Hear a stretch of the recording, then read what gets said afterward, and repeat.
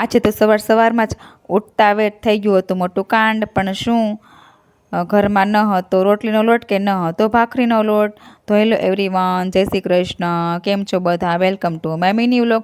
બસ પછી તો આપણા ભાઈને કહી દીધું હતું કે પેટીમાંથી ફટાફટ ઘઉં કાઢી દે, અને ઘઉં કાઢીને આપણા લોટ પણ તૈયાર થઈ ગયો છે, રેડી. બસ એક મોટી મુસીબત કે ઘંટી સાફ કરવાની, તો ફટાફટ ઘંટી સાફ કરી લીધી હતી. ત્યાં થઈ ગયા હતા બપોરના 12. તો આપણે માથું ઓળવાનો પણ વેત હતો નહીં, તો ફટાફટ માથું ઓળી લીધું છે.